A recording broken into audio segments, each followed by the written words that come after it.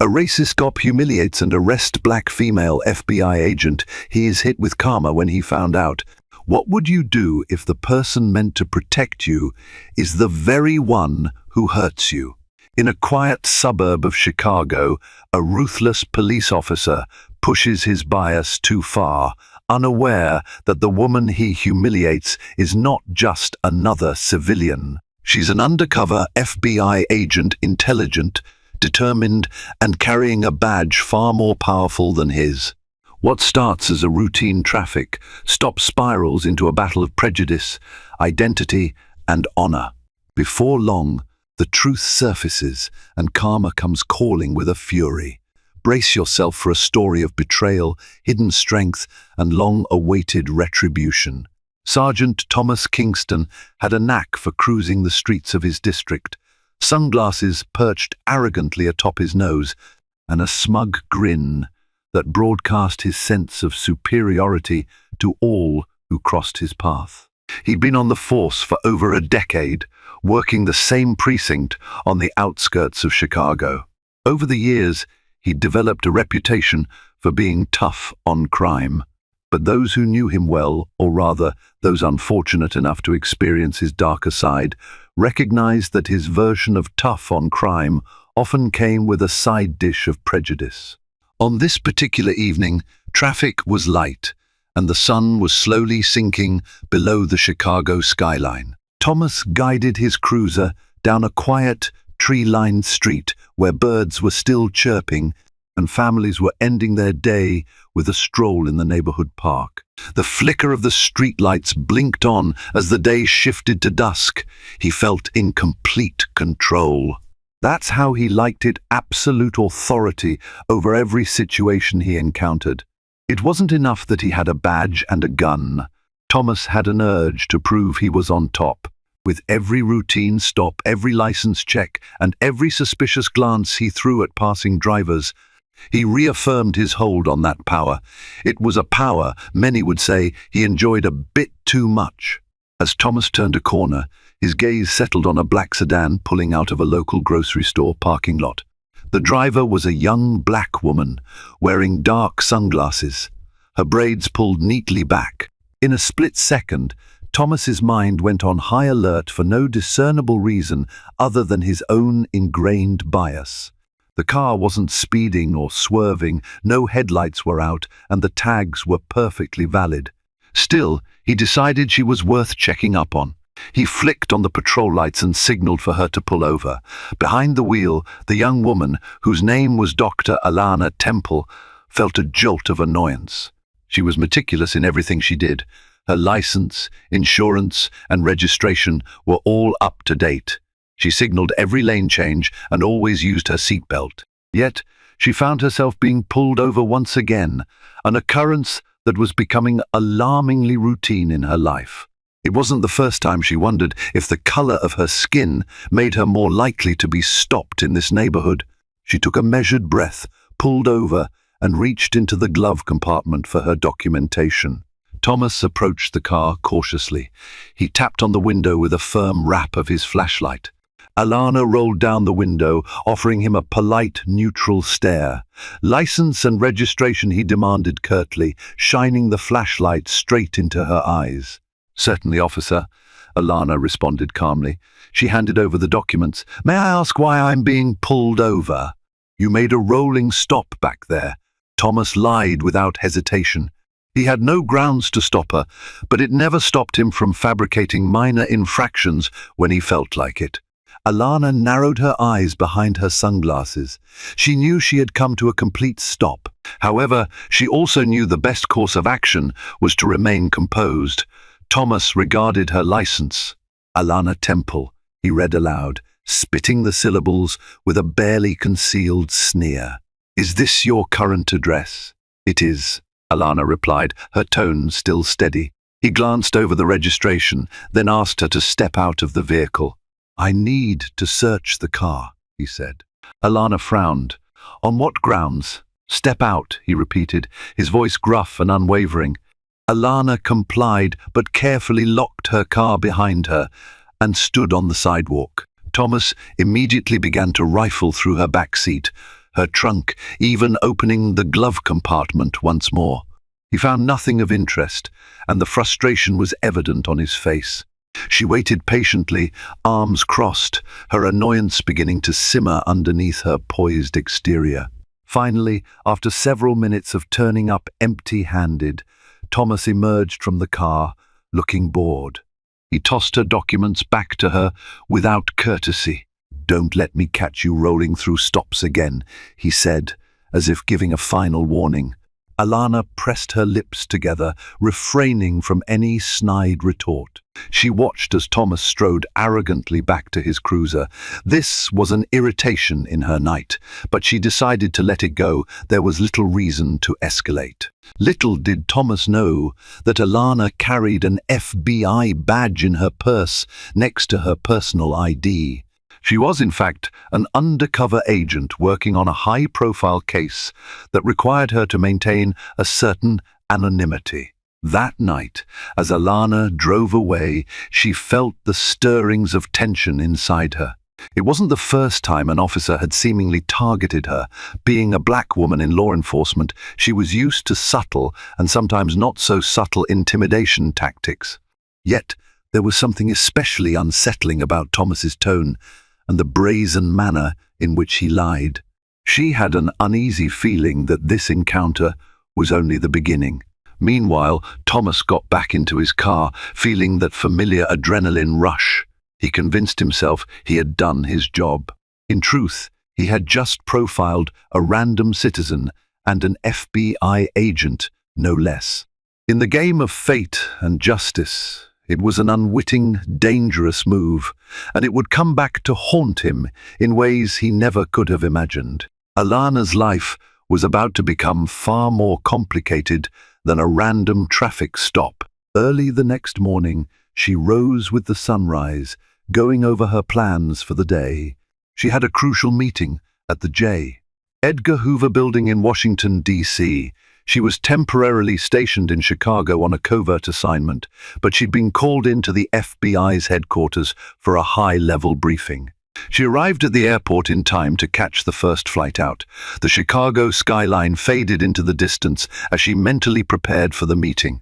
Her assignment involved dismantling a growing ring of illegal firearms trafficking that had crept into some of the very neighborhoods Thomas patrolled. If she could gather enough evidence and work with local law enforcement to make arrests, it would be a major win. Yet, her mind kept drifting back to the previous night's encounter. There was something about Thomas's face, his disdain, that she couldn't shake. She tried to push the memory aside, reminding herself she had more pressing matters at hand. Upon entering the J. Edgar Hoover Building, Alana felt a wave of comfort and confidence. Though she sometimes faced prejudice within her own agency, she'd built a strong reputation for her investigative acumen. She was known for methodical work, unwavering commitment, and a calm demeanor that allowed her to handle the highest-stakes situations. In the lobby, she flashed her bureau ID to the security officer and made her way to a secure conference room on the 6th floor. Seated around a large oval table were several key agents, each with thick briefing folders. Alana noticed her boss, Deputy Director Valerie Park, scanning the room with an air of authority. Valerie had personally assigned Alana to the case in Chicago, trusting no one else to handle it as precisely. "Agent Temple," Valerie greeted her. "We have new intel regarding the arms ring. The operation has expanded to multiple states, and Chicago is a central hub."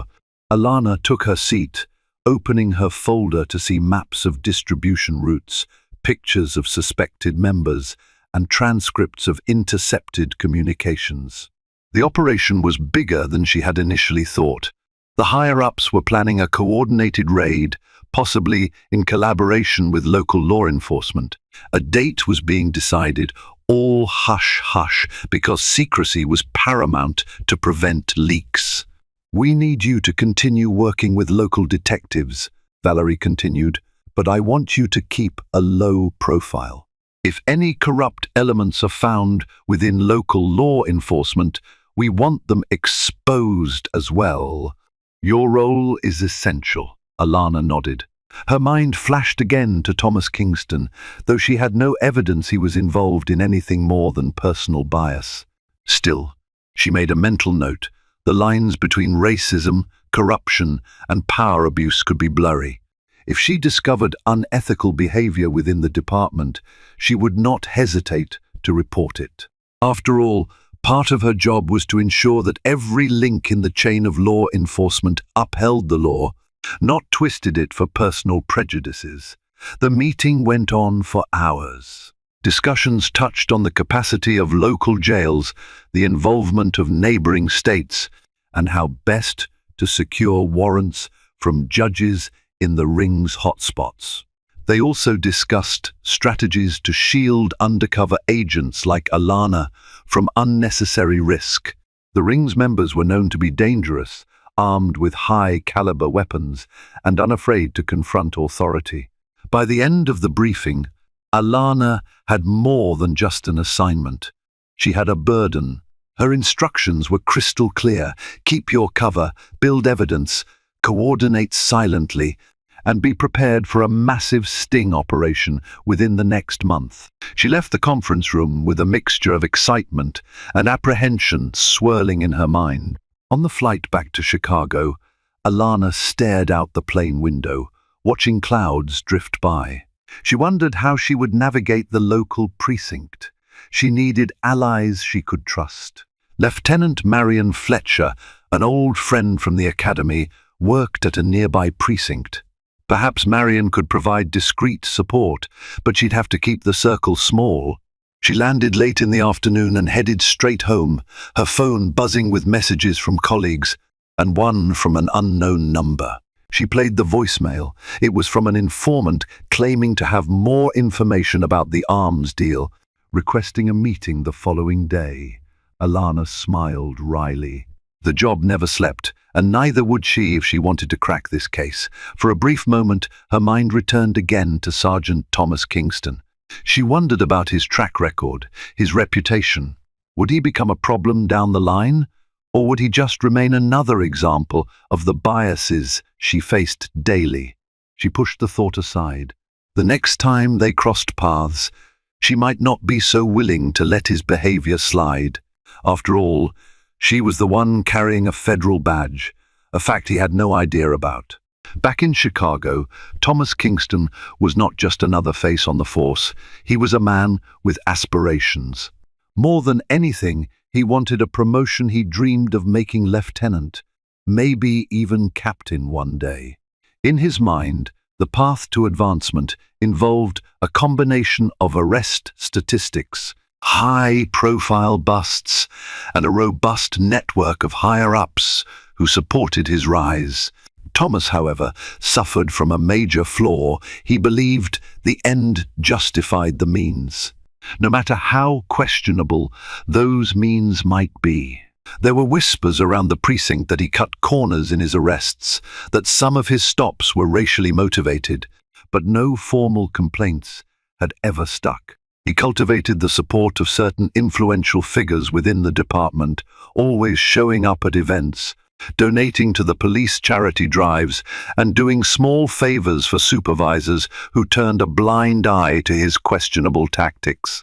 During his lunch break, he often sat with a clique of officers who shared his narrow worldview. They'd trade stories about their best arrests, which sometimes involved humiliating people they deemed suspicious, mostly minorities. Thomas would smirk, retelling the story of how he once stopped a teenage boy on a bicycle for acting weird, only to find nothing at all.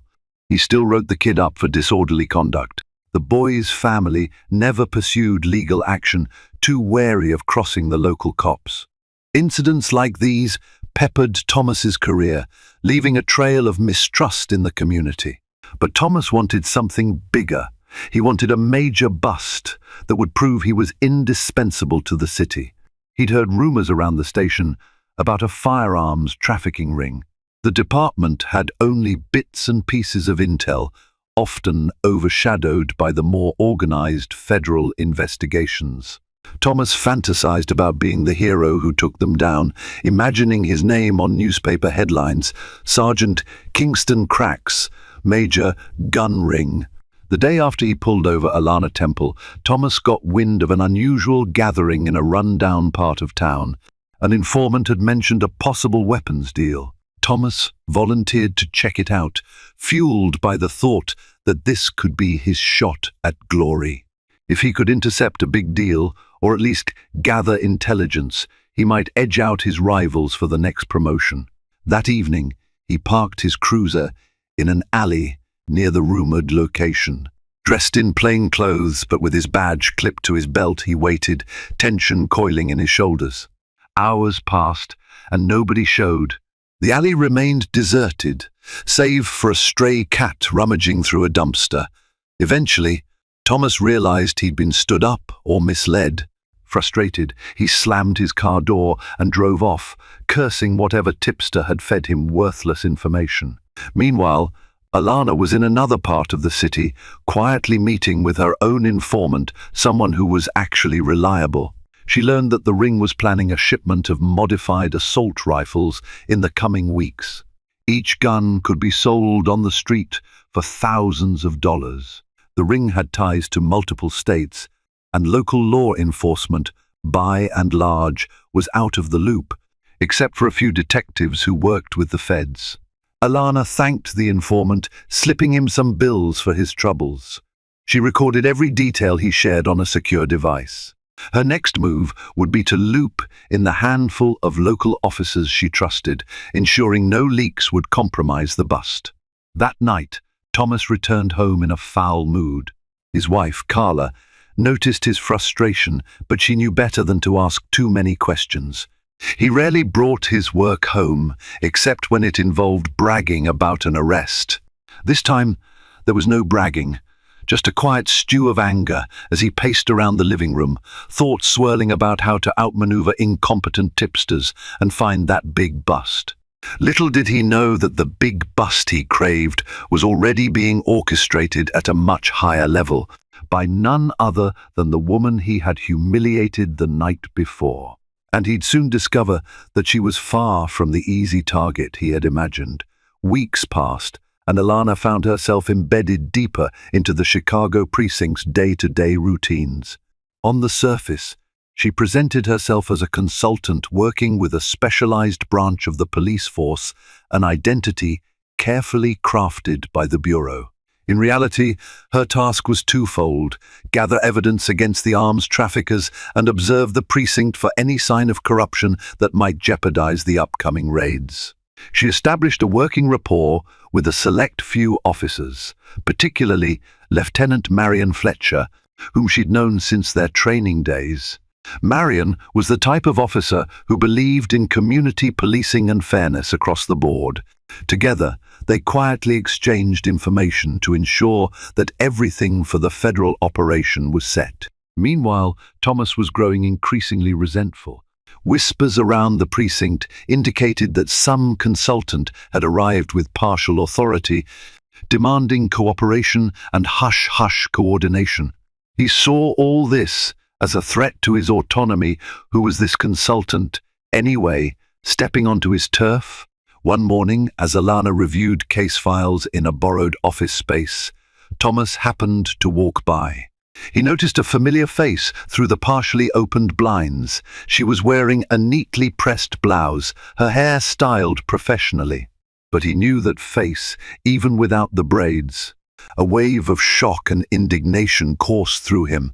The woman whose car he had pulled over weeks ago was sitting in the police station, calmly reviewing documents as if she belonged there. He burst through the door, startling Alana. "What are you doing here?" he demanded, his voice echoing. Alana raised an eyebrow but kept her composure. "Excuse me?"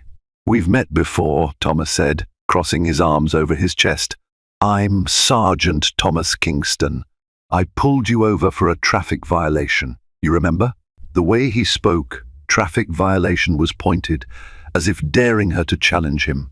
Alana's first instinct was to stay quiet, but a flicker of recognition danced in her eyes. "Yes, I remember," she said simply.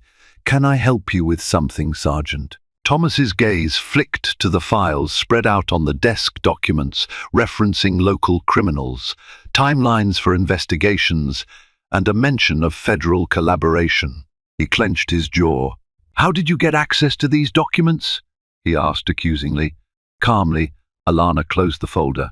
"I'm here in a consultant capacity," she said, offering no more details. "The lieutenant knows about it. If you have questions, you can direct them to her or my superior."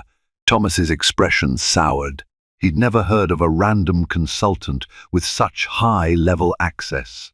He suspected something bigger, and the sense of being out of the loop infuriated him. Without another word, he turned on his heel and left the room, leaving Alana to exhale slowly. Moments later, Lieutenant Marion Fletcher appeared, having overheard the exchange from the corridor.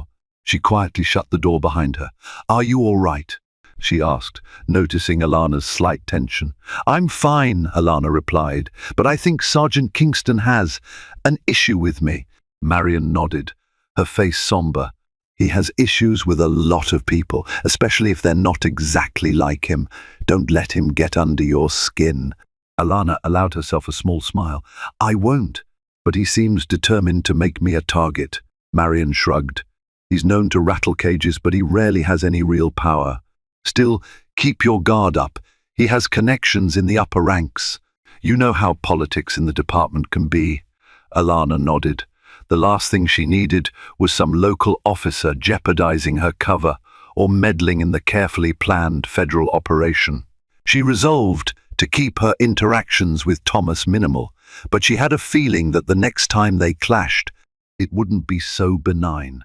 Thomas, for his part, left the station seething with questions. He wanted answers. He had a hunch this consultant was more than she claimed to be. Why else would she have access to sensitive files? Why else would she be so cryptic? His ambition and pride demanded that he dig deeper.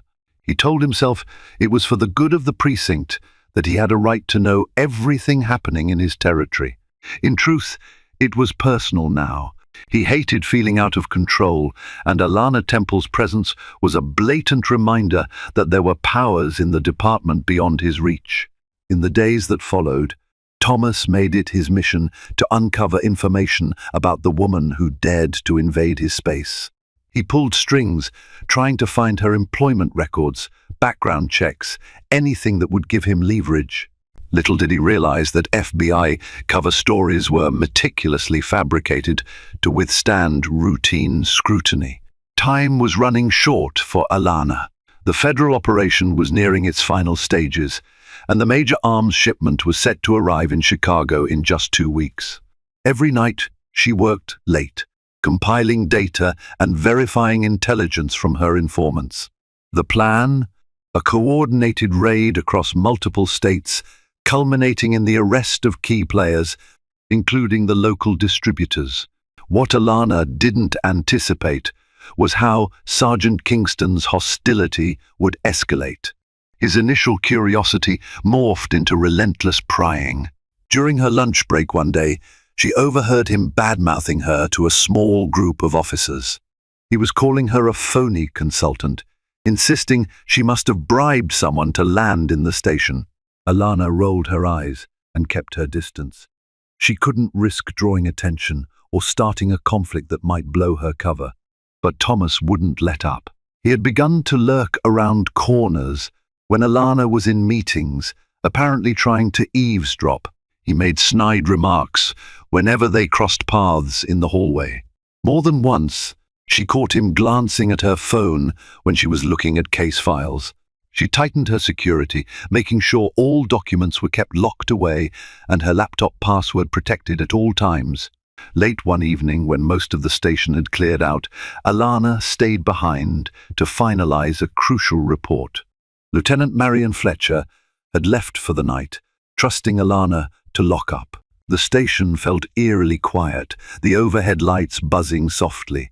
She was so engrossed in her work that she didn't notice the faint creak of footsteps behind her. Suddenly, Thomas stepped into the office, flipping on the overhead light that Alana had dimmed for working. She jumped, quickly snapping her laptop shut.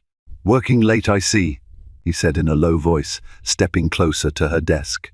Alana masked her surprise with a composed expression. "Yes, Sergeant. Just finishing up some paperwork." Thomas glanced around the room, his eyes landing on a half-open file containing partial references to shipments and suspect names. He walked over to it, making a show of scanning the pages. Alana bristled. "Those are official documents," she said firmly, standing up. "Unless you have clearance, I'm going to have to ask you to step away from my workstation." He smirked. "Clearance? I've been in this precinct for years. I don't need your permission to read anything that pertains to my jurisdiction." Alana bit back her frustration. "Sergeant, you're not listed on this case. In fact, this is a specialized operation that's need to know only. If you have an issue with that, talk to Lieutenant Fletcher." Thomas stared at her, his eyes flaring with contempt. He wanted to press further, but something in Alana's tone warned him not to push too hard. After a tense moment, he backed off, letting out a derisive snort. "Don't think I don't see what's happening here," he muttered. "You come in here throwing around your so-called expertise, but you're hiding something. I can smell it." Alana met his gaze. "Maybe you should reconsider your accusations, Sergeant. If I'm hiding something, you'll find that it's well above your pay grade." Her words hit a nerve. Thomas turned on his heel and stormed out, leaving Alana's heart pounding with a surge of adrenaline. She realized that her frustration with him was no longer just personal. His prying could jeopardize her entire operation. If he found out her true identity, FBI agent working undercover, there was no telling what he might do. Not to mention, he could tip off the criminals if he decided to meddle in a misguided attempt at personal glory. A short while later, Alana locked the office, stepping out into the crisp night air. She dialed Lieutenant Fletcher, explaining in hushed tones that Thomas was growing suspicious and intrusive. Marion promised to talk to him, to keep him off Alana's back. But in a department like this, where personal agendas ran rampant, Alana knew words might not be enough. Thomas, meanwhile, drove home in a fury. He felt disrespected, overshadowed, and stonewalled by a woman he already disliked. He fantasized about a scenario where he could expose her, maybe even arrest her on some technicality. That would show everyone who was truly in control of the streets. What neither of them realized was that fate was about to hand Thomas a twisted opportunity, an opportunity to do exactly what he wanted, but with consequences that would shake both their worlds to the core. Night fell over Chicago, the city lights reflecting on the glassy surface of Lake Michigan. Alana had just finished a clandestine meeting with a top informant in a secluded parking garage. The informant had confirmed the precise date and location of the arms shipment arrival, an abandoned warehouse near the Calumet River, scheduled for midnight in less than a week. It was the final puzzle piece the Bureau needed. Eager to secure the intel safely, Alana slipped into her black sedan, her adrenaline still pumping. She intended to head straight to a secured Dropbox at a local FBI field office. But as she drove away, her phone buzzed with an urgent text. "You've been made.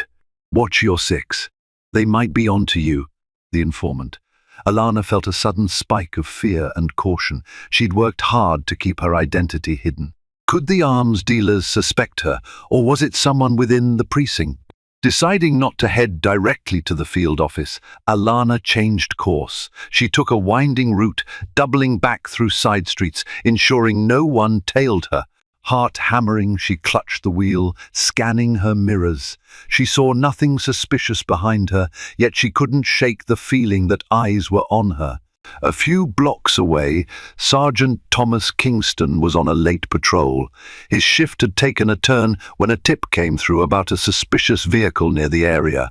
He recognized the partial plate number as belonging to the same black sedan he'd pulled over weeks ago, Alana Temple's car. The tipster claimed the driver was connected to an ongoing investigation, possibly distributing illegal contraband. Thomas felt a surge of excitement. This was his moment. Sure enough, he spotted Alana's sedan rolling through a dimly lit intersection. Thomas switched on his lights and siren, heart pounding with triumphant anticipation. Alana heard the sirens, saw the flashing lights. She exhaled a curse under her breath. Of all nights, of all times, Sergeant Kingston was the last person she wanted to see. She had evidence in her car notes, recordings, data she intended to store in a safe location. If Thomas searched her car without a warrant, the operation could be compromised. Her phone contained contacts that would reveal her as an FBI agent. She had to think fast. Pulling over, she kept her hands on the steering wheel, forcibly calming her rattled nerves. Thomas approached, shining his flashlight through the window. "Step out of the vehicle," he ordered, skipping any pretense of polite greeting. Alana opened her door slowly. "Is there a problem, Sergeant?" she asked, trying to keep her voice level. Thomas glared at her. "License and registration." She complied, handing over her documents. Thomas noticed she appeared anxious, which fueled his suspicions. "Do you know why I pulled you over?" "No, Sergeant," he scoffed. "You were driving erratically, swerving between lanes. We got a tip you might be transporting contraband. I'm going to need to search your vehicle."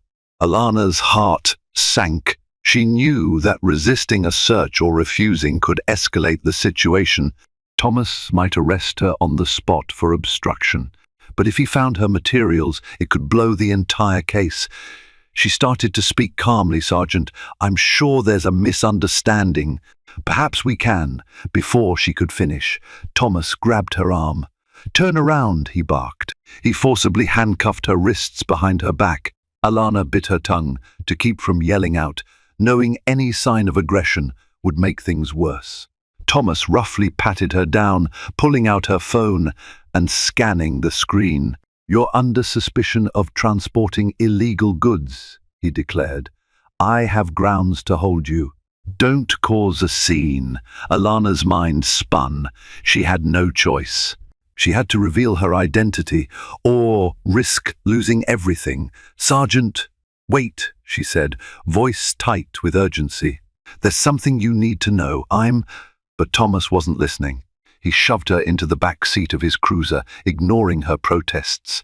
Then he proceeded to search her car, rummaging through the glove compartment, the back seat, the trunk. He found her locked briefcase containing documentation of the arms ring files, stamped with the official FBI insignia, though sealed.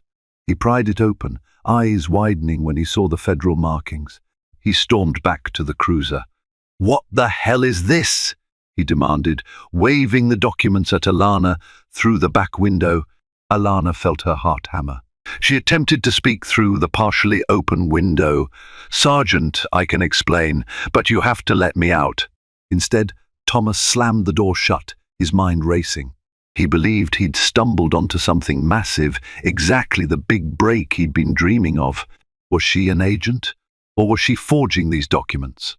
It seemed more plausible to him that she was part of some criminal network, faking FBI credentials to move contraband unseen.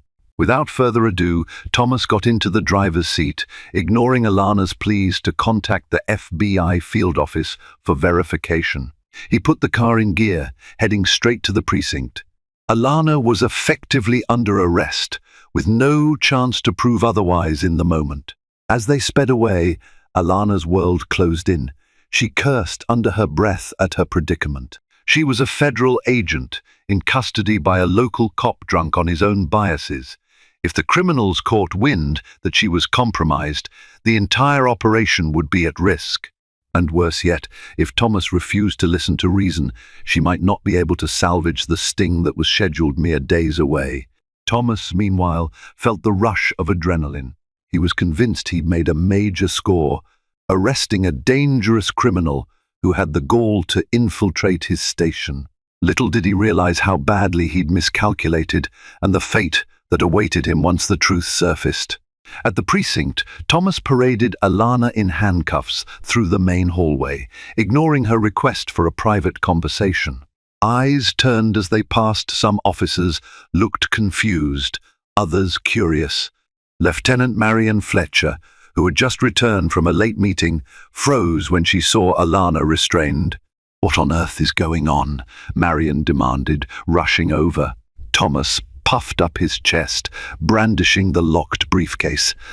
"I caught this woman transporting suspicious documents. They look federal, but I'm guessing they're fakes. She's under arrest for potential conspiracy." Marion's eyes flicked to Alana, who shot her a pointed look that said, "Handle this." Marion turned to Thomas with a mix of incredulity and anger. "Sergeant Kingston, let's get her into an interrogation room now, alone, and talk about this properly." Thomas, determined to make a show, forced Alana into a cramped interrogation room lined with soundproofing. Marion followed them in and closed the door. "Remove the cuffs," she said. Thomas hesitated, and Marion barked, "Now, Sergeant." The authority in her voice made him comply. Alana rubbed her wrists, glaring at Thomas. Marion turned to Alana, her voice hushed but urgent. "Alana, tell him who you are." Alana took a breath, her frustration and fear colliding. "I'm Special Agent Alana Temple, with the Federal Bureau of Investigation," she said firmly. "My ID is in my purse, if he bothered to look. The documents he found are part of an undercover operation targeting a massive arms trafficking ring." Thomas erupted with a derisive laugh. "FBI? Are you serious?" His arrogance still blinded him to the possibility he'd made a grave error. Marion met Alana's eyes, then turned to Thomas. "She's telling the truth, Sergeant. She's been working undercover with my knowledge and the knowledge of higher-ups. This operation is top secret. You've just jeopardized it by arresting a federal agent." Thomas looked like he'd been struck. "What do you mean, your knowledge? Since when do we collaborate with the FBI without telling the entire station?" Marion stepped closer, anger flashing in her eyes, since it was deemed necessary to keep certain elements in the dark, elements that might compromise the investigation. The weight of Marion's words sank in. Thomas realized that he was one of those elements. He swallowed hard, searching for a retort. "I was doing my job." She looked suspicious, and someone called in a tip that you clearly didn't verify. Marion fired back. "You didn't even try to confirm her credentials. You just yanked her off the street. Do you have any idea the damage you may have caused? This entire operation depends on secrecy." Alana, trying to remain calm, spoke quietly. "Sergeant, the first tried to tell you. I needed you to let me out of the car so I could explain, but you ignored me." Thomas's face turned beet red. He stared at the floor, the enormity of his mistake crashing over him. After a moment of stunned silence, he barked out, "You should have identified yourself sooner." Alana's eyes flashed. "I'm undercover. I can't just flash my badge every time someone questions me, especially not when I had crucial evidence in my possession." She paused, her tone hardening. "Besides, you never gave me a chance. You assumed I was a criminal." Marion folded her arms, her face etched with disappointment. "Sergeant, we need to move forward immediately. Release Alana. We'll deal with the paperwork later. Right now, we have to contain the fallout from this fiasco." Thomas stammered, I want to see her credentials." Alana produced a thin wallet from her purse, revealing her FBI badge and official ID. Thomas stared at it, swallowing the bitter reality. He realized he'd humiliated a federal agent, one who outranked him in the grand scheme of law enforcement. Marion marched to the door and waved to a young officer. "Get me the captain. Now," she ordered. Then she turned back to Thomas. "You need to understand something. If the Bureau decides to file a complaint against you, you could face serious disciplinary action, maybe even lose your job." A tense silence hung in the air. Thomas finally found his voice, though it was subdued. "I didn't know," he mumbled. "I was following a tip. I was just—" His voice trailed off, unable to complete the sentence. Alana exhaled. "We need to damage control this. The arms ring might already suspect something is off. Sergeant Kingston's arrest might have drawn unwanted attention to me." She paused, scanning Thomas's face. "And for the record, I'm not sure who gave you that tip, but I suggest you look deeper into it." "It might have been a deliberate setup," Marion nodded. "Right. Now, let's see if we can salvage the operation. We have less than a week before the big shipment arrives. Time is against us." Thomas, standing in the middle of the interrogation room, felt like the walls were closing in. The glory he had envisioned was gone, replaced by the ugly truth of his own prejudice and recklessness. He'd made a catastrophic error, and the consequences were about to rain down on him hard, both professionally and, he feared, in ways he hadn't even begun to imagine. Word of Thomas's blunder spread fast through the precinct. The captain immediately placed him on administrative leave, pending an internal investigation. In the meantime, Alana and Marion had to scramble to salvage the federal operation. They arranged an emergency meeting with the FBI coordinator in Chicago, as well as a few trusted detectives. The group decided to accelerate the planned raid, hoping to hit the arms ring before they relocated upon learning of Alana's near compromise. Thomas spent his days stewing at home, each ring of his phone a potential call from internal affairs. Carla, his wife, looked on with worried eyes. He snapped at her, then apologized, tears of frustration welling. He couldn't shake the realization that his racism, an ugly trait he'd never bothered to question, had led him to disregard the standard procedure of verifying a suspect's credentials. If he had even once paused to check Alana's ID, none of this would be happening. Yet, part of him clung to a twisted sense of victimhood. He muttered about how no one told him she was an FBI agent. "I was set up to fail," he would hiss, pacing the living room.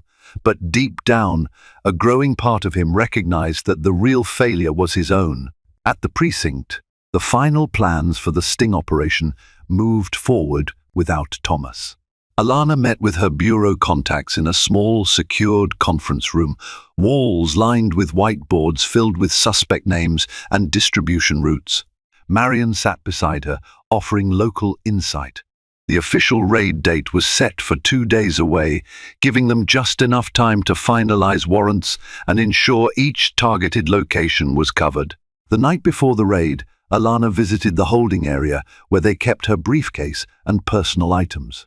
She retrieved her evidence, verifying that nothing had been tampered with. A wave of relief washed over her.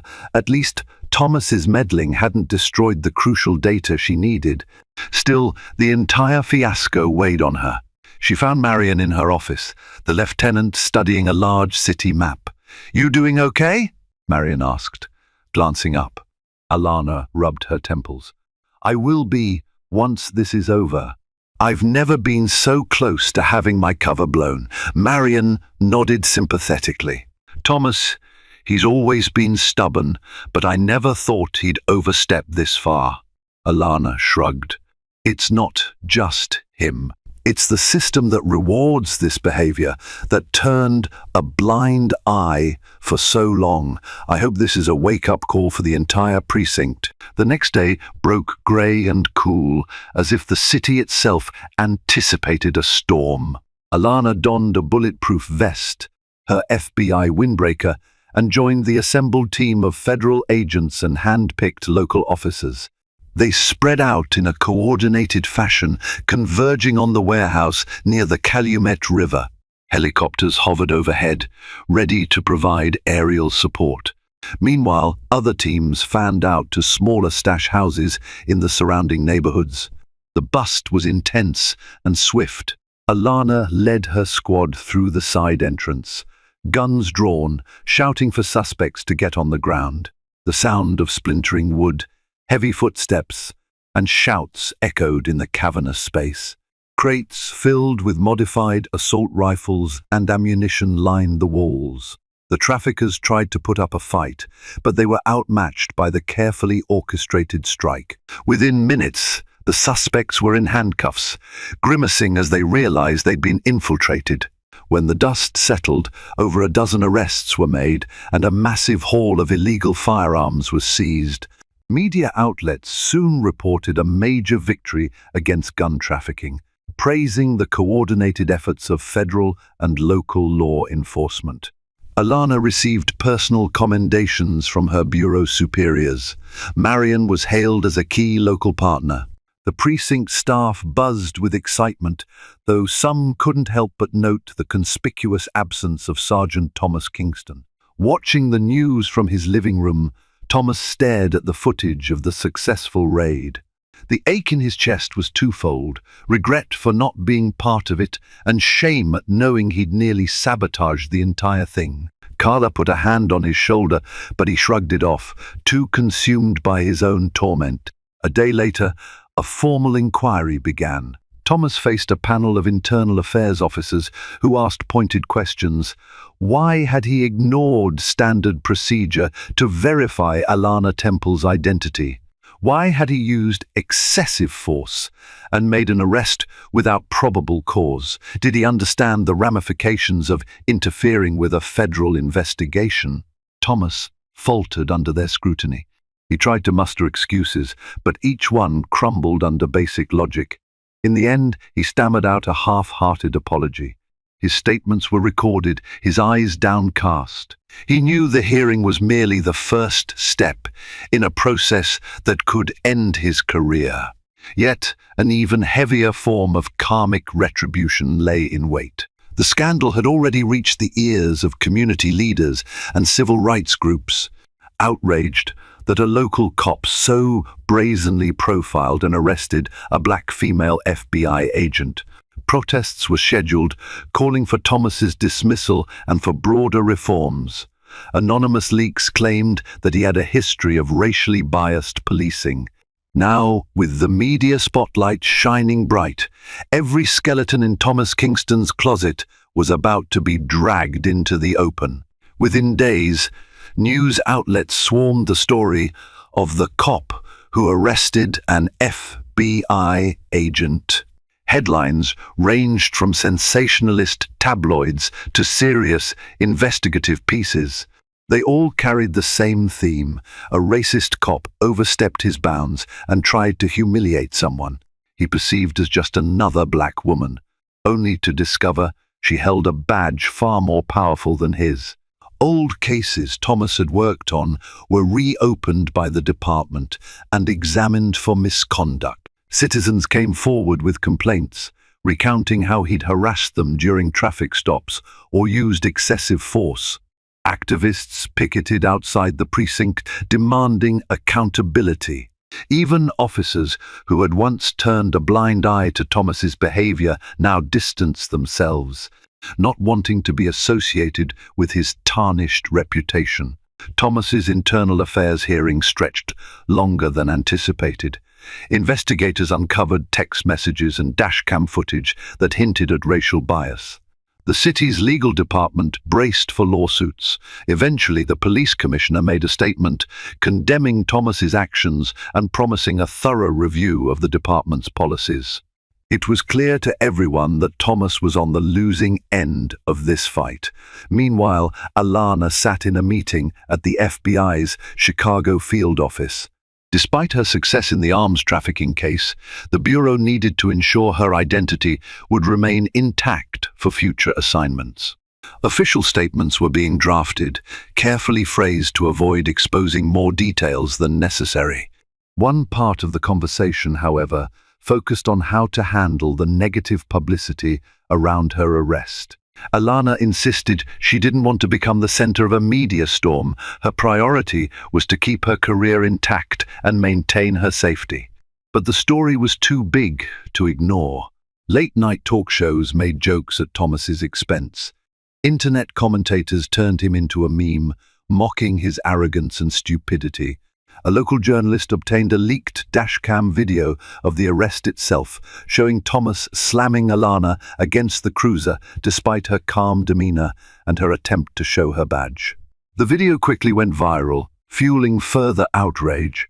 One morning, as Thomas sipped coffee in his kitchen, Carla placed a folded newspaper in front of him. The front-page article read, "Officer placed on leave after wrongful arrest of FBI agent, a pattern of abuse." The accompanying photo was a freeze frame from the dashcam footage, capturing his enraged expression. Carla's eyes brimmed with tears as she met his gaze. "We can't go on like this, Thomas. Our neighbors whisper about us. Our kids are being teased at school." Thomas clenched his jaw. "What do you want me to do?" he snapped. "It's not like I can erase what happened. We could leave.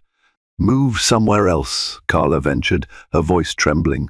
"Start fresh. If you can't stay in the department," he cut her off. "I'm not running away. This is my career, my city. I've served here for over a decade." He slammed his hand against the table, making the coffee mugs rattle. But behind his outburst, a creeping sense of defeat hollowed him out. Days later, the department's final decision came down. Sergeant Thomas Kingston was to be terminated for misconduct, effective immediately. The investigators determined that his actions were not only improper, but exhibited a clear pattern of bias. In simpler terms, he was fired. He spent his final hours in the precinct cleaning out his desk, escorted by 2 other officers, protocol for a fired cop. It was humiliating. Whispers followed him through the corridors. He'd once imagined leaving the precinct on a wave of applause, maybe celebrating a promotion to captain. Instead, he left with a cardboard box under his arm, stifling rage and shame.